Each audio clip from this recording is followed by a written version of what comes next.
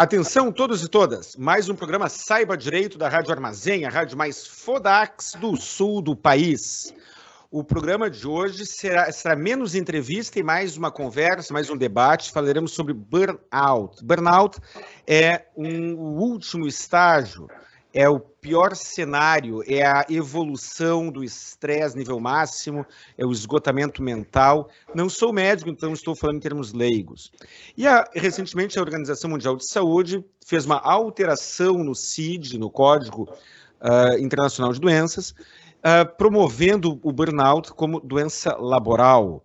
A imprensa tem divulgado esta informação com grande entusiasmo.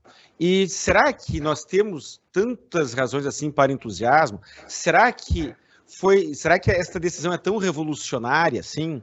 Falaremos hoje com o doutor Marcelo Armiliato de Jesus, que é um cara tão inteligente que ele me escolheu como sócio do escritório Colim Ramos e Jesus Advogados. Nós falamos muito aqui dos nossos patrocinadores, que é a rede Sky de Hotéis, a rede de hoteleira mais fodax da Serra, Gramado, Canela e Caxias do Sul. Se você for para a Serra, rede Sky de Hotéis.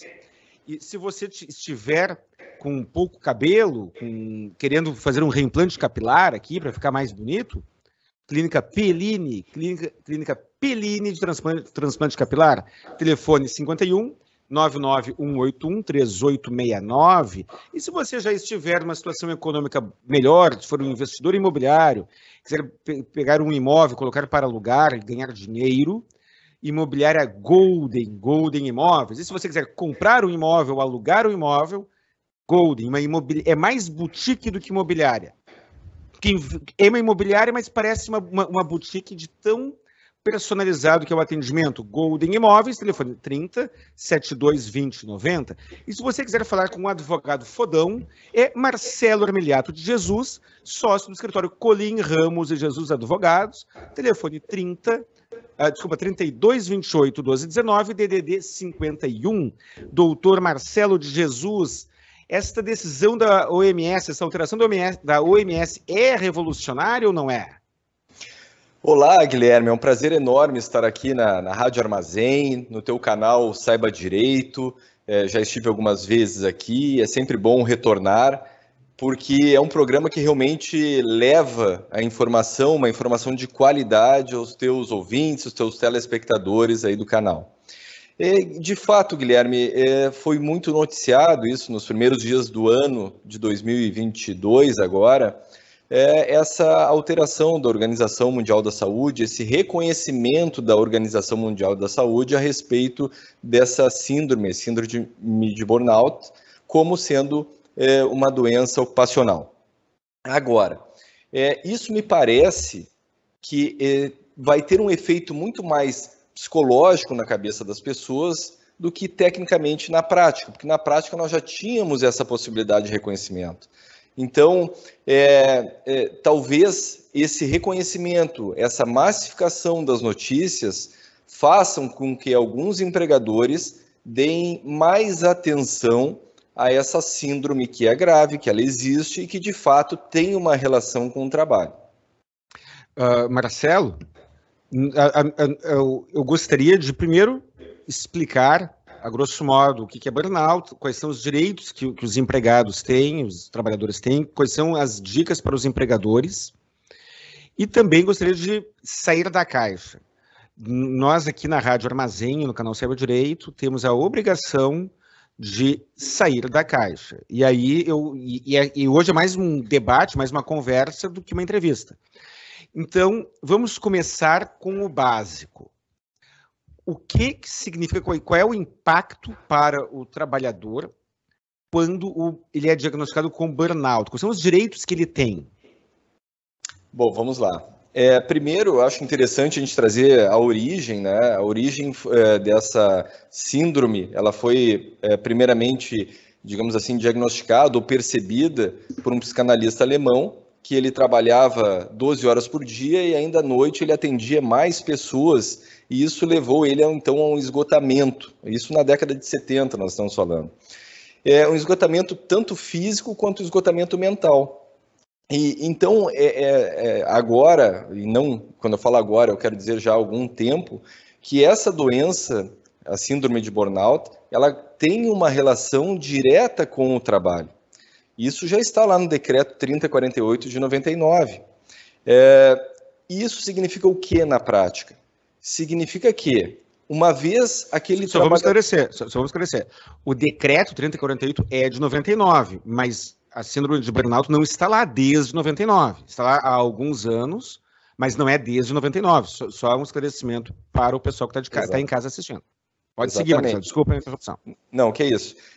Então, assim, a partir do diagnóstico dessa doença, como a empresa deve proceder? Deve afastar, emitir a CAT e afastar esse trabalhador para que ele busque, então, o seu afastamento previdenciário. Faça uma perícia junto ao INSS e lá, sendo constatado, então, essa síndrome, ele ficará afastado pelo tempo que o perito do INSS entender como o tempo necessário à sua recuperação. Durante esse período de afastamento, esse trabalhador, por ser uma doença ocupacional, ele terá, por exemplo, direito ao fundo de garantia. A empresa deverá continuar depositando o fundo de garantia dele. Isso está previsto lá na lei do próprio fundo de garantia. No caso de afastamento por acidente de trabalho ou uma doença ocupacional, então a empresa deve continuar pagando o fundo de garantia. Essa é uma das consequências. Nós temos outras. Por exemplo, indenização por dano material, indenização por dano moral. O que seria indenização por dano material?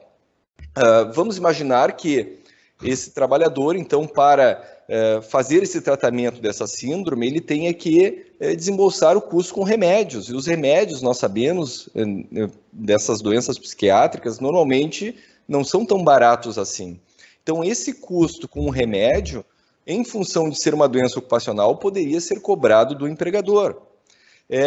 Também nós temos algumas categorias que têm a previsão do participação nos lucros e resultados, por exemplo. Ao final do ano, a empresa vai lá e divide os lucros com seus empregados. Se esse cidadão estiver afastado, passe o ano inteiro de 2022 afastado, ele não vai receber lá no final do ano essa participação nos lucros e resultados. E isso nós podemos enquadrar como também um dano material. Além do dano moral. E isso não só para burnout, qualquer doença laboral. Exatamente. Se a pessoa tiver mal do túnel do carpo, tiver um plano de coluna, tiver qualquer outra coisa, isso se aplica também, né? Exatamente. É só importante a gente fazer um esclarecimento que a participação nos lucros e resultados é previsto em lei, mas a lei reporta a sua regulamentação às normas coletivas.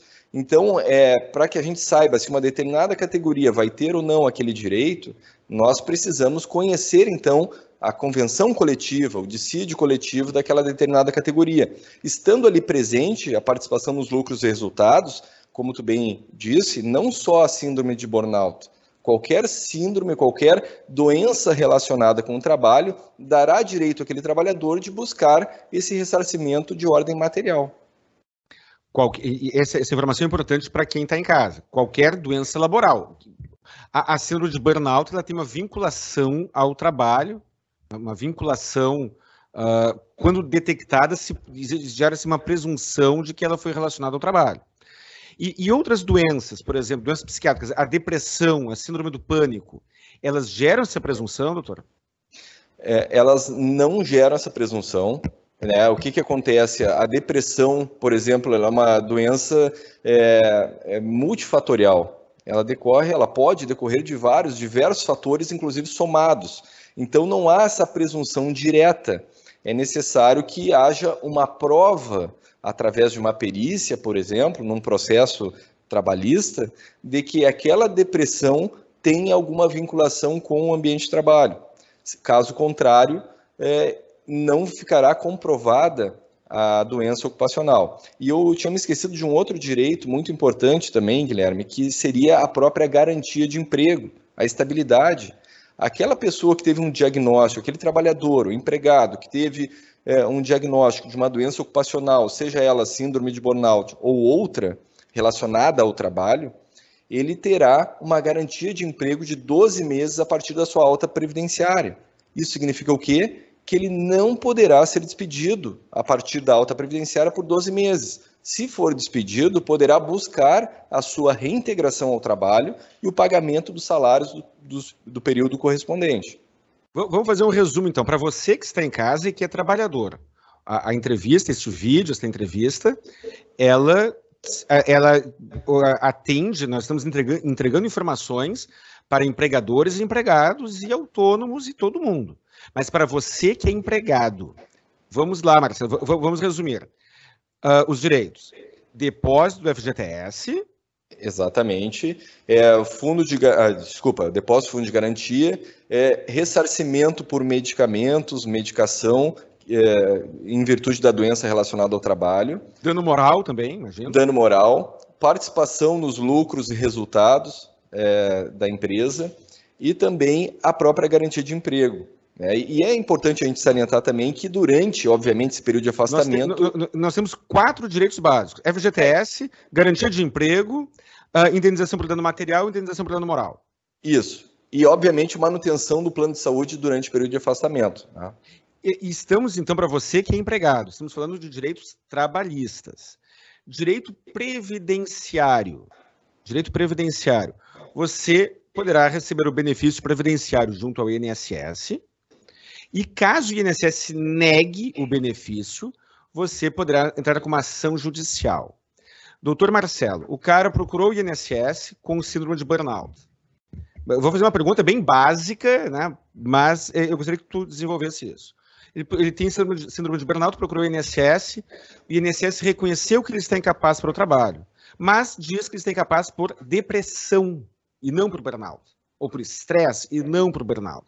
E concede um auxílio-doença, ou melhor, um benefício por incapacidade temporária, sem vinculá-lo ao trabalho. O que esta pessoa pode fazer? Esse trabalhador ele poderá ingressar com uma ação contra o próprio INSS, buscando o reconhecimento da doença ocupacional, da doença vinculada ao trabalho, ou ele poderá ingressar com uma ação diretamente contra o seu empregador, provando que, na realidade, aquele afastamento não é uma simples depressão. Aquele afastamento tem uma relação com o trabalho, talvez inclusive uma síndrome de burnout. E aí, nesse processo trabalhista, o juiz vai determinar a realização de uma perícia, o perito vai ser abastecido dos documentos médicos, e é importante que a pessoa tenha um acompanhamento psiquiátrico e leve esse acompanhamento para o processo e para o dia da perícia, e aí o perito vai concluir se aquela patologia é uma simples depressão, como se fosse uma coisa simples, ou se tem uma vinculação direta com o trabalho, sendo uma síndrome de burnout, por exemplo. Na tua resposta, tu usou uma palavra bem pequenininha, que só tem 2 letras, que é muito importante, que é a palavra ou. Você poderá entrar com uma ação contra o INSS ou com uma ação trabalhista, na realidade com ambas. Mas por que eu estou enfatizando que é ou? Muitas vezes, e sigo falando para você empregado, para você trabalhador, muitas vezes as pessoas procuram um advogado dizendo: eu quero processar o INSS, mas eu não quero brigar com o meu empregador. Por N razões, porque eu gosto do meu empregador, porque eu gosto da empresa, porque eu tenho receio de ter alguma consequência no futuro. O motivo é seu. O motivo é seu. Você não precisa, Marcelo, não me deixa mentir sozinho. Me corrija se eu estiver errado. Você pode demandar contra o INSS sem entrar com ação trabalhista, se você entender que isso é o mais conveniente. Correto? É verdade, Guilherme. Inclusive, se tu me permite, eu gostaria de agora passar para a condição de entrevistador, já que tu é o advogado da área previdenciária, porque parece, pelas notícias, pelo tom das notícias, que essa síndrome só acontece com empregados. Isso não é verdade. Um trabalhador autônomo, um motorista de aplicativo, por exemplo, ou que atue um advogado, ou outro trabalhador profissional liberal autônomo, poderá sofrer também as consequências dessa síndrome. Ele não vai ter ação trabalhista. Ele não tem ação trabalhista, sim, exatamente. A síndrome de burnout, ela não é exclusividade de quem trabalha com carteira de trabalho, de quem trabalha com carteira assinada. Algumas atividades são muito mais estressantes do que outras. A de motorista é uma delas. Motorista de ônibus costuma ser empregado, mas motorista de táxi, motorista de aplicativo que passa horas e horas no trânsito, também está sujeito. Qualquer profissional está sujeito. E a síndrome de burnout, ela tem uma vinculação, uma presunção relativa de vínculo ao trabalho. E aí é que está. Quando você é segurado contribuinte individual, você não terá uma ação trabalhista para fazer e você não obterá um benefício de auxílio-doença laboral. E tenho aqui no meu canal do YouTube, eu deixarei na descrição e um cardzinho aqui em cima, um vídeo em que eu proponho a aplicação, e agora estou falando para você, advogado, que eu proponho que se peça o mesmo critério de cálculo do auxílio-doença laboral para o auxílio-doença comum, para o seu cliente autônomo. Porque se peça o auxílio-acidente, benefícios que são restritos. É claro que estou propondo uma tese fora da caixa, estou propondo sair do óbvio, mas já existem precedentes neste assunto, mas eu não quero desviar o foco, fugir do assunto. Marcelo, agora... Guilherme, se me permite, inclusive, mais uma diferença, uma importância do trabalhador, naquele exemplo que tu citou, o cara tem uma depressão e ele acha que não é uma depressão, ele acha que é já uma síndrome de burnout e tem uma vinculação com o trabalho. Ele terá, caso seja reconhecida essa síndrome, ele terá um efeito previdenciário importante. Por exemplo, no caso de uma aposentadoria por invalidez, um benefício permanente, o cálculo, isso pode falar melhor que eu, o cálculo é diferente para quem se aposenta por invalidez com uma depressão ou quem se aposenta por invalidez com uma doença ocupacional, como a síndrome de burnout. Marcelo, e você que está em casa, pela lei, vamos falar do texto legal. Se você for empregado, estiver trabalhando e sofrer um acidente de trabalho, pode ser uma doença ocupacional, que é equiparada a um acidente de trabalho, pode ser um acidente típico, caiu uma prateleira em cima, caiu da escada, qualquer coisa do gênero. E você ficar definitivamente incapaz, o cálculo do seu benefício será 100% da média das contribuições. Se você for este mesmo empregado e sofrer uma doença não vinculada ao trabalho e ficar incapaz definitivamente de se aposentar por invalidez, o cálculo do seu benefício será 60% da média das suas contribuições, acrescido por 2% por ano que exceder ao 20º. Então, vamos imaginar que você não tem 20 anos de trabalho e tem uma média de contribuições de R$5.000. Se você se aposentar por invalidez, uma aposentadoria por uma causa vinculada ao trabalho, a sua aposentadoria será de 5.000. Se você tiver uma doença não vinculada ao trabalho, a sua aposentadoria será de 3.000. Estamos falando de uma diferença relevante. E essa diferença dependerá do enquadramento da doença como laboral ou não, e o burnout tem uma vinculação laboral. E já tinha antes da OMS, dessa alteração da OMS. E a depressão simples pode ser vinculada ao trabalho, mas via de regra não. Existe uma tese jurídica, que mencionei agora há pouco, que sustenta o princípio da igualdade e faz com que a aposentadoria por acidente, por doença não laboral, seja calculada da mesma forma que a laboral. Mas isso é uma tese, tem alguns poucos precedentes nesse sentido. Marcelo, esta decisão da OMS, ela gera esse efeito psicológico. No início da nossa conversa, não é uma entrevista, é uma conversa, tu mencionou que isso gera um efeito psicológico, mas na prática nem tanto. Como é que já era a jurisprudência trabalhista sobre esse assunto? E já a previdenciária eu falo, mas a trabalhista, como é que já era? Nós já tínhamos o reconhecimento da síndrome de burnout como uma doença ocupacional na Justiça do Trabalho. Já de longa data isso já vinha acontecendo. O grande desafio num processo trabalhista é o advogado conseguir enquadrar aquele conjunto de sintomas que a pessoa apresenta como síndrome de burnout. Por quê? Porque existem outros problemas de ordem psiquiátrica, como a síndrome do pensamento acelerado, como a síndrome do pânico, a síndrome do pensamento catastrófico, a depressão. Então, existe um N número de síndromes e problemas, patologias psiquiátricas, e aí caberá ao advogado direcionar aquele problema do cliente, aquele conjunto de sintomas que o cliente tem, para uma conclusão pericial de que sim, de que aquele esgotamento físico e mental apresentado pelo reclamante é diretamente ligado ao trabalho. Então, o grande desafio que nós temos é esse, Guilherme, é um desafio pericial, digamos assim, de enquadramento dessa doença como sendo a doença, a síndrome de burnout. Para você que for advogado, fica mais fácil entender. Nós estamos falando, ainda de maneira subliminar, e agora estou tornando mais expresso, também do princípio do ônus da prova. Para você que não é advogado, a tradução. Quando for detectado que você tem síndrome de burnout, existe uma presunção relativa de que ela é vinculada ao trabalho. Então, tem burnout, a princípio, existe um vínculo com o trabalho. Tem depressão, não necessariamente será vinculado ao trabalho. Marcelo, o cara tem síndrome do pânico. Ele é balconista de farmácia e desenvolveu a síndrome do pânico após um assalto que aconteceu na farmácia. Um outro cara tem síndrome do pânico, desenvolveu síndrome do pânico após um assalto que sofreu durante as férias. É a mesma doença com origens diferentes. Comenta alguma coisa sobre isso. Exatamente.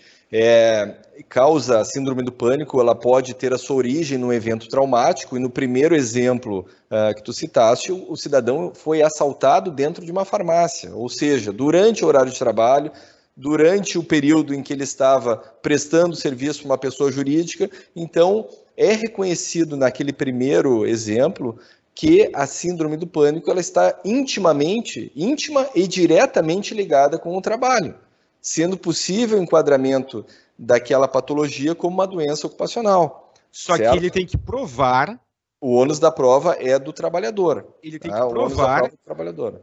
Que a vinculação daquela doença com aquele evento no trabalho. O cara foi assaltado nas férias.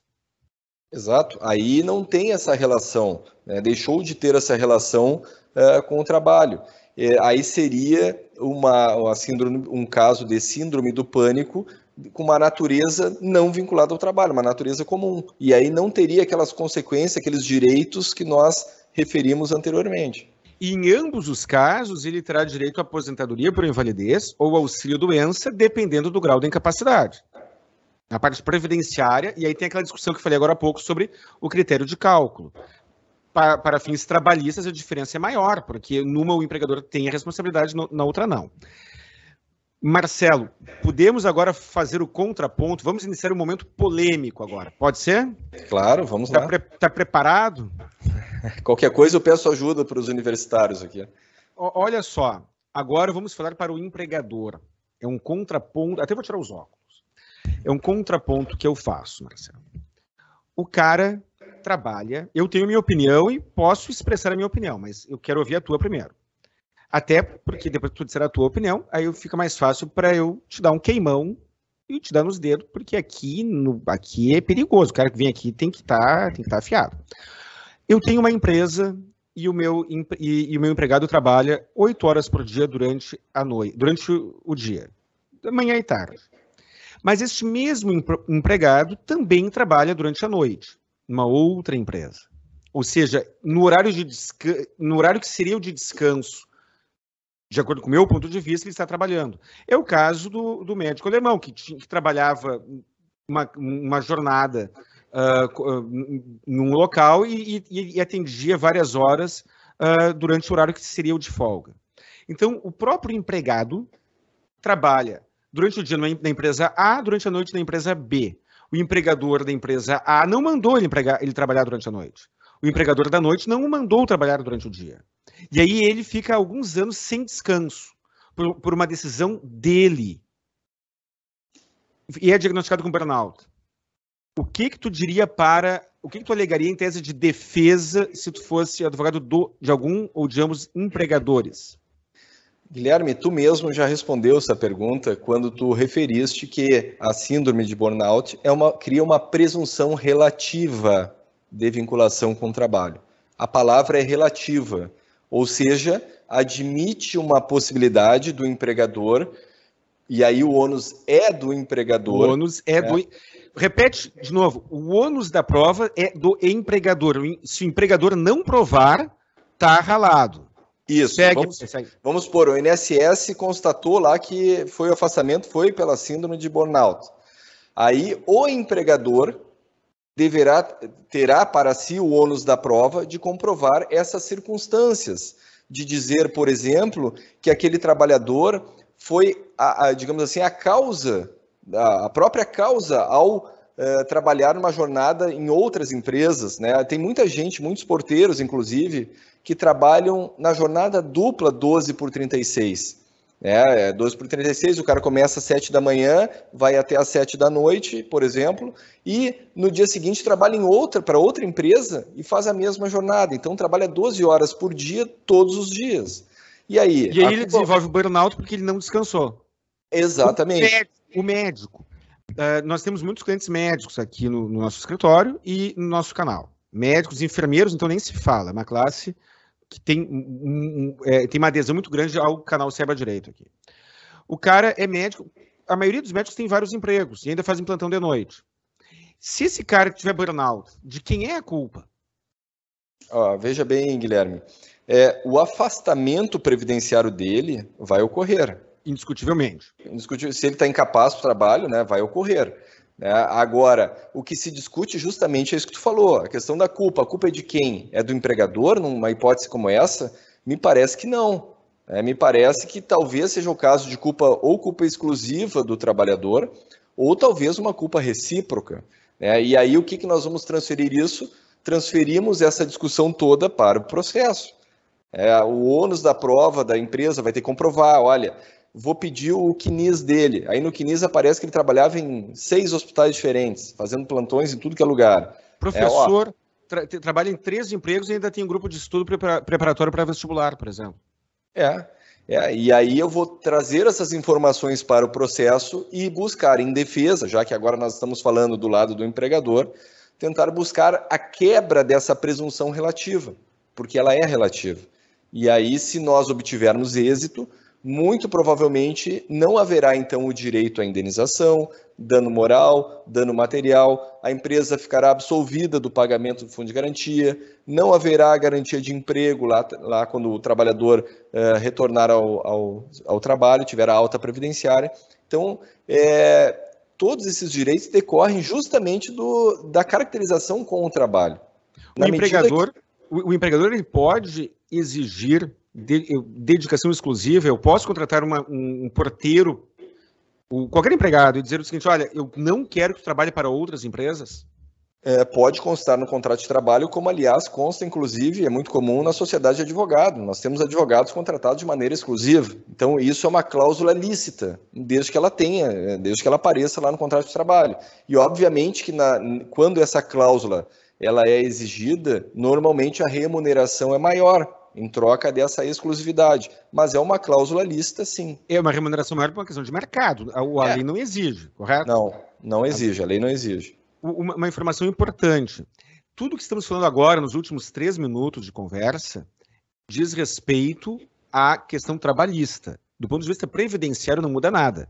Se você estiver incapaz, totalmente incapaz ou parcialmente incapaz, tiver uma incapacidade temporária ou definitiva, e você for o culpado por esta incapacidade, ou se você tiver contribuído para esta incapacidade, do ponto de vista previdenciário, não muda. Se você tiver 3 empregos e trabalhar 24 horas sem parar, talvez dormindo no emprego e sacrificando a sua saúde, recomendo que não faça. Mas se você fez e está incapaz para o trabalho, você terá direito à aposentadoria por invalidez ou auxílio-doença igual. Alguma consideração, Marcelo? Não, é exatamente isso, Guilherme. Nenhuma consideração. Ainda sobre a questão do burnout, e ainda estou falando para os empregadores, tese de defesa. Eu tenho um empregado, vamos mais agora, eu tenho um empregado, foi diagnosticado com burnout. Ele não tem outro emprego. Ele trabalha apenas na minha empresa. Mas eu tenho informações que ele está com um processo de separação terrível, que ele é vítima de alienação parental, inclusive tem uma ação judicial em que ele discute alienação parental.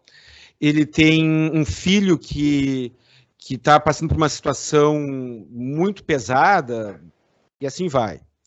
E o empregador sendo demandado numa ação trabalhista por burnout. E eu conseguindo comprovar esses demais elementos da vida do meu empregado, da vida pessoal do meu empregado, que contribuem para um dano psicológico. Eu tenho chance de não ser condenado na trabalhista?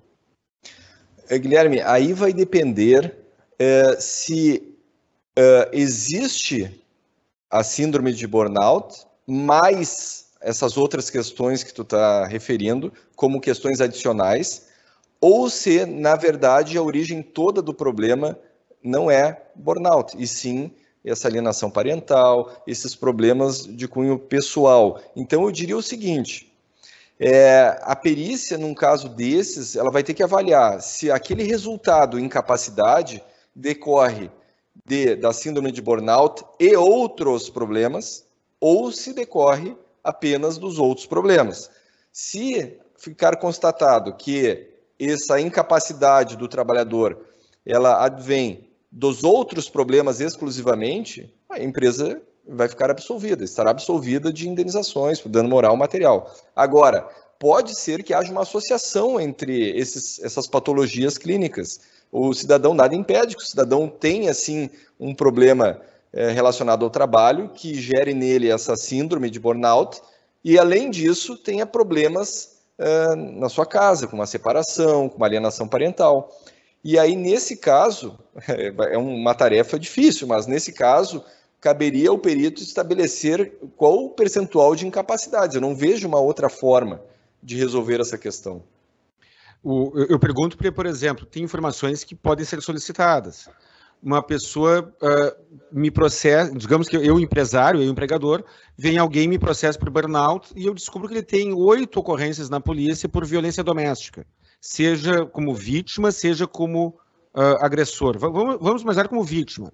Eu tenho uma empregada mulher que tem várias ocorrências, tem medida restritiva, medida protetiva, desculpa, pela Lei Maria da Penha, é vítima de violência doméstica e aí é claro que isso impacta aos meus olhos. E aí o empregador não pode carregar a conta sozinho. É isso que tu mencionou. Exatamente, né? Haveria talvez aí uma divisão de responsabilidade, uma culpa recíproca do trabalhador, ou enfim, uma divisão de responsabilidades, porque, como tu bem falou, né, eu posso ter um problema relacionado ao trabalho, mas esse problema relacionado ao trabalho está sendo agravado por outros problemas de ordem pessoal. E a soma desses fatores vai gerar aquele impacto na minha incapacidade para o trabalho. E aí teria que, de alguma forma, a perícia estabelecer um percentual de divisão de responsabilidades ali. Para você que for advogado e está assistindo o programa, eu vou compartilhar um movimento estratégico, um hábito estratégico aqui do escritório Colim Ramos e Jesus Advogados. Sempre que eu vou processar alguém, ou sempre que eu vou defender alguém de uma ação judicial, eu dou uma olhada no histórico judicial da parte contrária. E o Marcelo, que é tão inteligente que ele me tem como sócio, e é sócio, compõe a sociedade, Colim Ramos e Jesus Advogados, que, aliás, também somos muito modestos aqui, né? Perdão pela brincadeira, pela ironia. Mas é isso. Se você estiver fazendo uma defesa e o autor da ação trabalhista tiver um histórico judicial problemático, um histórico policial, você não terá acesso, mas poderá pedir para oficiar a Secretaria de Segurança. Ali você poderá pegar muito material que talvez caracterize. Vamos imaginar, Marcelo, o cara tem mal do túnel do carpo. E aí ele entra com uma ação dizendo que tem uma doença laboral. Só que tu entra no Face dele e ele tem um troféu de que ele é campeão de boliche. Tu usaria isso em defesa da empresa? É óbvio, Guilherme, assim, aqui no escritório, quando eu recebo uma contestação, aliás, uma petição inicial e tenho que fazer uma contestação, a primeira coisa que eu faço é pegar o nome e o CPF daquele trabalhador, pesquisar as redes sociais, pesquisar a existência de processos na Justiça Estadual Comum, pesquisar a existência de processos anteriores na Justiça Federal, pesquisar no Google, pesquisar se esse cidadão já recebeu o seguro-desemprego anteriormente, pesquisar se ele já teve acesso aos benefícios do governo por incapacidade ou o benefício auxílio emergencial. Então, assim, a gente busca fazer de uma maneira artesanal as defesas, porque isso é muito importante. Tu acaba descobrindo fatos e situações até então desconhecidas do teu próprio cliente. E tu tem a obrigação, como advogado, de levar isso para o processo e usar em favor do teu cliente. Não tenha dúvida nenhuma disso, Guilherme. Foi uma excelente dica. Outra coisa para o empregador. Eu tenho meu empregado e eu não sou médico, mas eu estou percebendo que ele está apresentando um comportamento mais estressado, mais deprimido, mais disperso e assim vai. O decreto 3048 permite que um terceiro encaminhe e abra o processo administrativo de auxílio-doença. Então, eu vejo que o meu empregado está com está incapaz para o trabalho, mas ele ainda não chegou no burnout. Mas eu vejo que ele está com alguns sintomas que eu leigo perceber. O que eu posso fazer do ponto de vista trabalhista e previdenciário, Marcelo?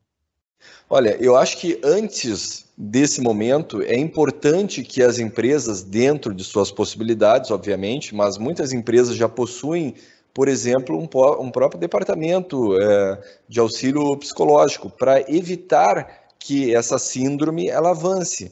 Vamos detectar no início, porque ela tem os estágios, a síndrome de burnout tem os estágios. Então, o primeiro momento para aquelas empresas que possuem essa condição financeira, obviamente, seria a instituição de um setor, de um psicólogo dentro da própria empresa para detectar previamente essas situações. Num segundo momento... E a empresa pequena que não tem condições? A empresa... Aí entra isso exatamente isso que tu falou. De repente, eu constatando já inicialmente aquele estágio inicial dessa síndrome, eu, empregador, posso solicitar um encaminhamento, muito bem referiste aí, do trabalhador para uma perícia no INSS. E aí lá vamos ver se vai ficar constatada a incapacidade ou não. Mas agora... o empregador, ele deve ter, na minha percepção, esse cuidado, esse zelo com a saúde dos empregados, principalmente para evitar que isso se agrave. Agora, Marcelo, vamos voltar para um tema que é um alerta para empregados e empregadores. Demissão discriminatória. Eu tenho um empregado, eu percebo que ele é portador de alguma doença, eu percebo que ele está com burnout, ou com uma depressão, ou com alguma doença incapacitante, e aí eu pego e o demito sem justa causa. Antes, eu penso assim, eu não quero me incomodar, o cara tem capaz para o trabalho, mas eu não quero que ele entre com uma ação trabalhista, eu vou lá e demito sem justa causa. E ele comprova que ao tempo da demissão ele já estava incapaz para o trabalho por conta do burnout, ou alguma outra doença qualquer. Quais são as consequências? O que o empregado e o que o empregador devem saber sobre isso? Guilherme, eu até vou te sugerir que a gente faça um programa só sobre dispensa discriminatória, porque é um assunto bem importante também. Muita gente é despedido nessa condição e não sabe que foi despedido nessa condição. Nós já tivemos casos aqui no escritório de uma grande rede de supermercados, onde era um vigilante que ele teve um mal súbito, infartou no ambiente de trabalho. Depois de 5 anos trabalhando, infartou no ambiente de trabalho, ou seja, não teve uma relação direta com o trabalho. E assim que ele retornou da alta previdenciária, trabalhou 2 dias e foi despedido. E nós conseguimos, nesse caso, comprovar que essa dispensa, logo em seguida uma alta previdenciária, ela tem características, sim, de uma dispensa discriminatória. E a consequência é a reintegração com o pagamento dos salários durante todo o período, ou, a critério do trabalhador, o pagamento de uma indenização dobrada sem a reintegração. Aí se multiplicaria por 2 o salário, pelo número de meses, né, que ele ficou afastado, e aí não teria direito à reintegração. Então é um tema extremamente importante. Muitas pessoas não sabem dessa possibilidade de retornarem ao trabalho diante de uma dispensa discriminatória. E eu acabei perdendo ali a segunda parte da tua pergunta, Guilherme, se puder. Dica para o empregado e para o empregador. Meio que a tua resposta já é um alerta para ambos. Sim. Algo a acrescentar para o empregador, então?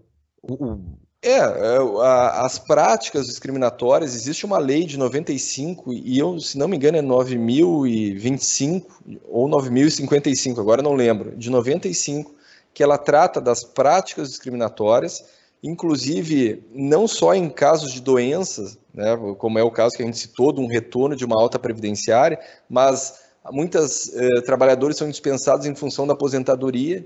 O cidadão se aposenta e logo em seguida já é dispensado, ou seja, da sua idade, que seria ou poderia se caracterizar como uma dispensa discriminatória em função da idade. Então, tem uma gama de situações que essa lei prevê, que eu vejo que ela é muito pouco utilizada também pelos colegas, pelos advogados aí, na busca de direitos trabalhistas. Vamos fazer um programa somente sobre demissão discriminatória, mas como estamos falando de burnout, e como estamos falando, e toda doença psiquiátrica, ela carrega um certo estigma, e muitas pessoas que estão assistindo têm alguém na família ou têm burnout, então essa dica é importante, sim, então já fica registrado aqui. Você, empregador, abra o olho na reação que tiver, e você, empregado, fique atento, porque você pode tomar alguma providência, sim. Muitas vezes a pessoa com burnout está tão esgotada que não toma providência nenhuma. Mas talvez esse alguém seja seu parente, seu marido, sua esposa, seu filho, sua mãe. Então, doutor Marcelo, alguma dica adicional? Já estamos indo para o final do programa. Alguma consideração adicional, algum conselho? Eu acho que é importante que as pessoas nessa condição de síndrome de burnout ou outra condição relacionada ao trabalho ou não, que busque um auxílio de um advogado, que busque a ajuda profissional médica e a ajuda profissional também jurídica, porque como aqui nós falamos, existem situações em que é possível o enquadramento daquilo que originalmente foi enquadrado como uma depressão simples, é possível transformar esse benefício que não tinha relação com o trabalho com um benefício com relação com o trabalho, e aí nós teremos uma gama de direitos adicionais. Então, busque um advogado de sua confiança para fazer uma avaliação, para pegar os documentos do seu caso, analisá-los e aí chegar a uma conclusão. Perfeito, muito obrigado, Marcelo. Marcelo, agora vamos fazer. Está pronto para o nosso teste de QI? Tô pronto, já anotei aqui. Já anotou? Mas se tu anotou aí, não é aqui, anotei né? Aqui, ó. Anotou aqui na cabeça? Claro. Então tá bom. O cara que está estressado, está angustiado, ele precisa relaxar um pouco, tomar novos ares e quer ir para a Serra, Gramado, Canela ou Caxias do Sul. Qual é a rede de hotel que ele tem? Rede Sky, óbvio. E lá em Gramado, inclusive, tem o Sky Borges, que eu já fui e é muito bom, recomendo. Se for para qualquer outro hotel da Serra que não seja Rede Sky, vai ficar mais estressado ainda, porque não vai ter a qualidade e a relação com os benefícios da Rede Sky. Vai agravar a situação. Gramado, Canela e Caxias do Sul é Sky. Vai agravar a situação e é capaz do cidadão até perder os cabelos, né? E é isso, o cara perde os cabelos. O cara foi para a Serra e não foi na Rede Sky, ficou tão estressado e perdeu os cabelos. Onde é que ele tem que fazer o reimplante capilar, Marcelo? Na Clínica Pellini, obviamente. A Clínica Pellini de reimplante capilar. Telefone 51 99181 3869. Mas digamos que o cara recebeu aquela indenização trabalhista. Ele te contratou o escritório Colim Ramos e Jesus Advogados, falou com o doutor Marcelo, ganhou uma baita indenização trabalhista e quer investir em imóveis. Quer comprar um imóvel para alugar. Para botar para alugar, para ter uma renda. Quer comprar um imóvel barato, quer ter um atendimento personalizado. Qual é a imobiliária que ele tem que ir? Agora tu tem algumas chances aí, porque eu me lembro que é imobiliária Golden ou Golden Imóveis, é alguma coisa assim. É ou Golden, imobiliária Golden Imóveis, soberana nos bairros nobres do Porto Alegre. Telefone 51 372 2090. E o cara que está com algum problema qualquer, não apenas relacionado a burnout. Tem uma dúvida trabalhista ou previdenciária, ou está com o nome no SPC, nome no Serasa, e quer a defesa do seu direito. Qual é o escritório de advocacia que tu recomenda?